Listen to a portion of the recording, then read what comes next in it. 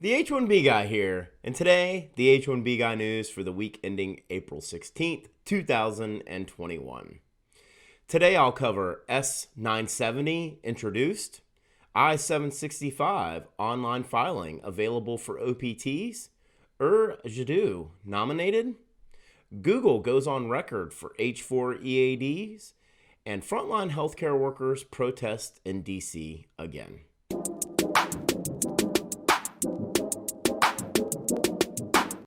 But before we get started, I'd like to ask you, if you haven't already, to please subscribe to the H1B Guy channel here on YouTube and like this video so that I can continue to produce more content like this for you. I also wanted to mention the H1B Guy offers a variety of consulting services. I help businesses and individuals solve complex work authorization issues in the recruitment process while bringing awareness to employment-based immigration benefits. If I can help you, please reach out. I'd love to hear how. Today's news is brought to you by RecruiterNetworks.com, the smart solution for digital perm ads since 2001. And the news is also brought to you by Path to Canada. Path to Canada is the ideal plan B for high-skilled immigrants currently in the U.S. whose status may be uncertain. If you're facing an H-1B denial or OPT expiration, don't get caught off guard. Make sure you have a plan B, and Path to Canada is the answer.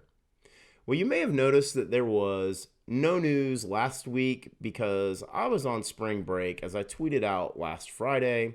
And I also tweeted out that telling complete strangers what I do is priceless.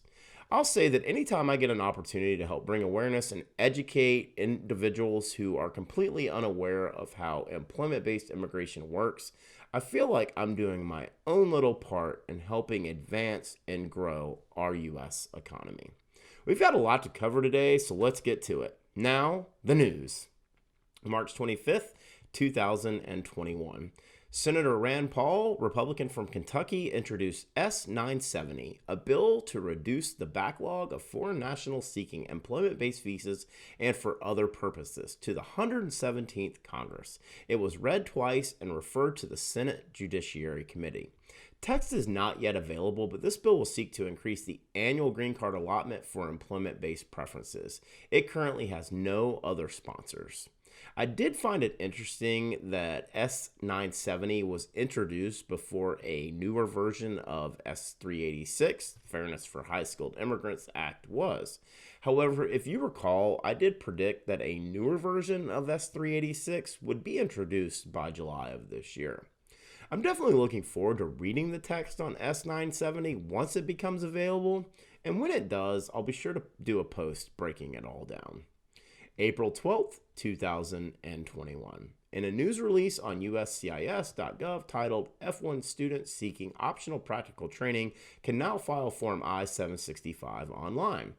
Quote, U.S. Citizenship and Immigration Services today announced that F1 students seeking optional practical training OPT can now file Form I-765 application for employment authorization online if they file under one of these categories: C3A, pre-completion OPT, C3B, post-completion OPT, and C3C, 24-month extension of OPT for science, technology, engineering, and mathematics, STEM students. USCIS remains committed to maximizing our online filings, said senior official performing the duties of USCIS Director Tracy Renaud. The I-765 online filing option allows eligible students to file forms online in a more user-friendly fashion and increases efficiencies for adjudicators. The option to file Form I-765 online is only available to F1 students filing Form I-765 for OPT. If an applicant submits Form I-765 online to request employment authorization on or after April 15th, but is eligible for a different employment authorization category, USCIS will deny the application and retain the fee. As USCIS continues to transition to paperless operations, the agency will work to expand online filing for Form I-765 to additional categories. Online filing allows applicants to submit forms electronically, check the status of their case anytime from anywhere, and receive notices from USCIS online instead of waiting for them in the mail. USCIS is using innovation and technology to meet the needs of applicants, petitioners, and employees. Regardless of the paper or electronic format of an application or petition, USCIS is committed to ensuring a secure and efficient process for all. Individuals can file 11 USCIS forms online, which can all be found on the Forms Available to File online page. To file these forms online, individuals must first create USCIS online account at myaccount.uscis.gov. This free account allows them to submit their forms, pay their fees, check their status of their case, communicate with USCIS through a secure inbox, and respond to requests for evidence. USCIS continues to accept the latest paper version of these forms by mail. When this update was released, I tweeted that we are one step closer to electronic filings for I-129s, specifically for H-1Bs. The silver lining here is that it appears that electronic filings for I-765s are going to be implemented across the board. That's excellent news for H4, L2, E2, E3, and all other dependent EADs that are filed under the I-765. I think it goes without saying that everyone involved with employment-based filings is hoping for increased efficiencies for adjudicators. This is one of those news releases that will have a significant impact, not only now, but well into the future. As USCIS continues to roll out and implement other electronic filings, it also gives them an opportunity to run controlled testing before turning their sights to the I-129s. Based on this, I think we'll have I-765 online filing become available for H4s, L2s, and other dependent EADs before the end of fiscal year 2021. And it definitely gives me hope that we'll see online filings for I-129s sooner rather than later. April 12th, 2021. In a statement released on whitehouse.gov titled, President Biden announces his intent to nominate key members for the U.S. Department of Homeland Security. Jaddou, nominee for Director of Citizenship and Immigration Services. Mendoza Jaddou has 2 decades of experience in immigration law, policy, and administration. Most recently, she was the director of DHS Watch, a project of America's Voice, where she shined a light on immigration policies and administration that failed to adhere to basic principles of good governance, transparency, and accountability. She is an adjunct professor of law at American University, Washington College of Law, and counsel at Potomac Law Group.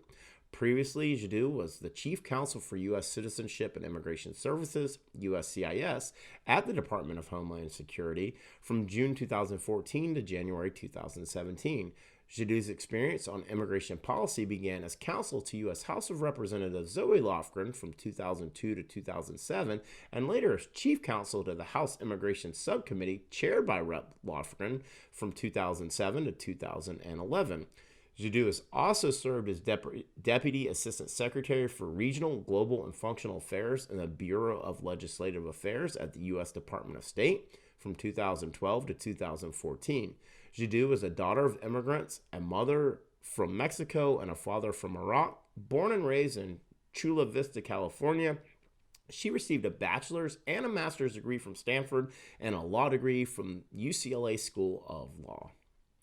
Well, President Biden continues with the nomination of Jaddou as he continues to nominate children of immigrants to hold office in DHS. Her pedigree is definitely there. Stanford educated for her undergrad and master's with a UCLA degree.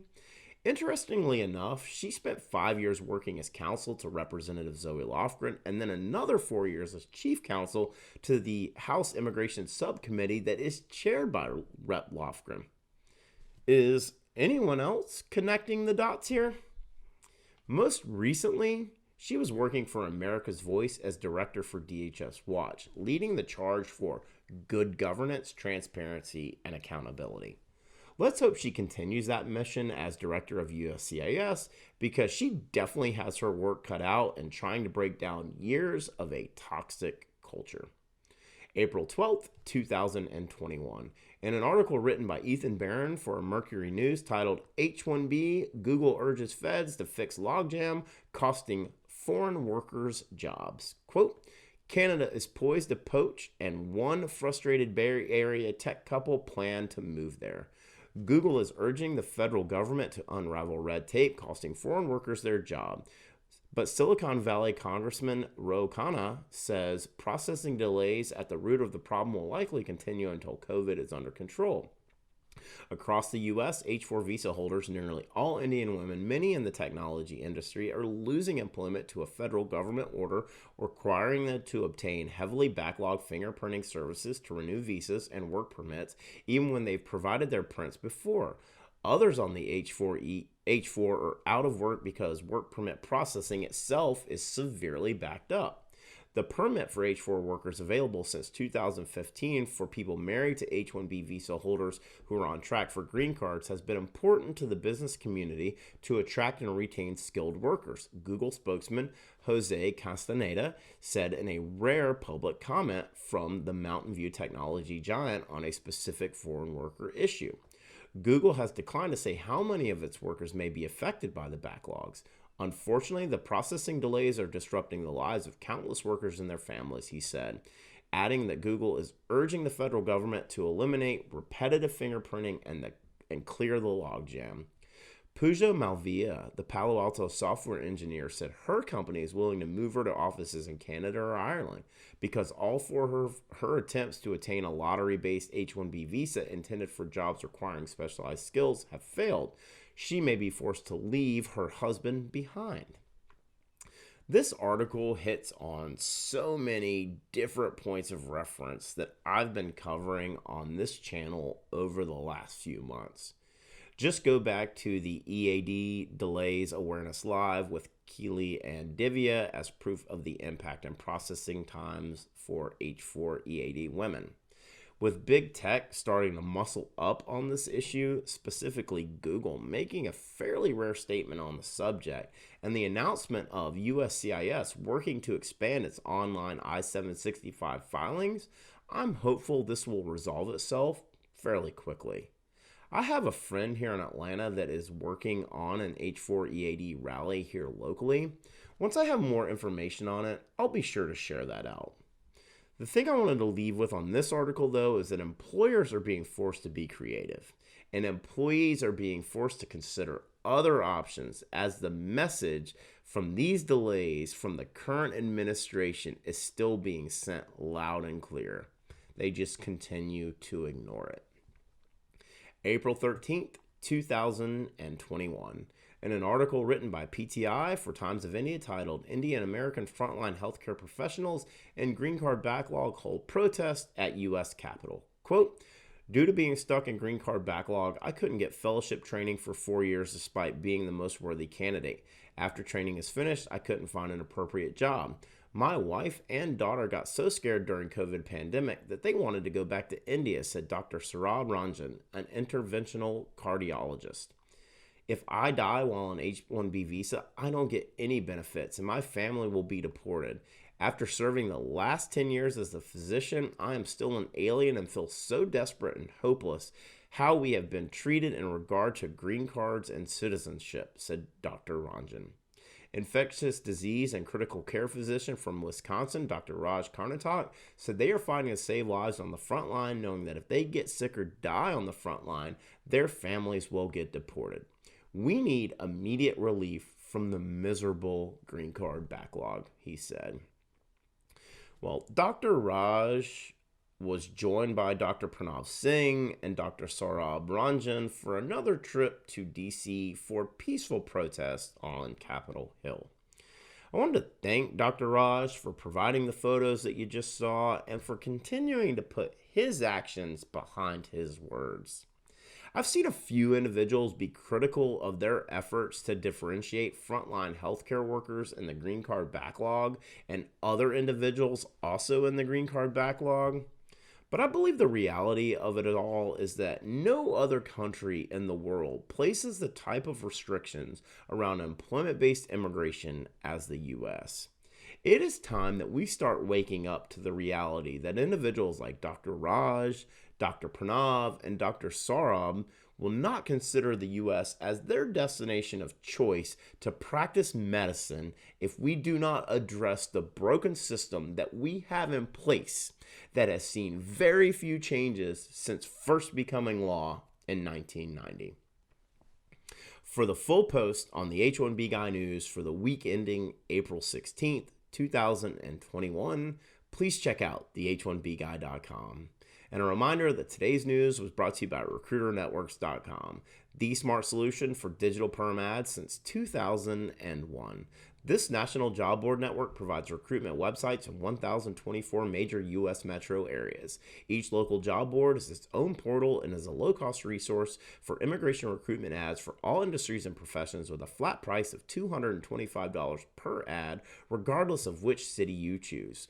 RecruiterNetworks.com has been the #1 place for immigration attorneys, immigration ad agencies, and employers to meet the DOL requirements for the digital portion of the perm advertisement rules.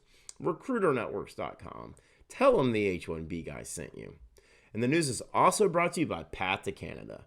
Path to Canada provides a Plan B for high-skilled immigrants currently in the U.S. whose status may be uncertain. If you're facing an H1B denial or OPT expiration, don't get caught off guard. Make sure you have a Plan B. Path to Canada is your answer and will help you navigate the process. Interested in finding out more? Check out the link in the video description. Just wanted to ask you again to like this video, subscribe to the H1B Guy channel here on YouTube, and click the bell for notifications so that you're notified anytime we post new content here to this channel. If you've made it this far, I just want to say thank you for taking the time to watch my video. I really appreciate your support. The H1B Guy, your global source for all things H1B.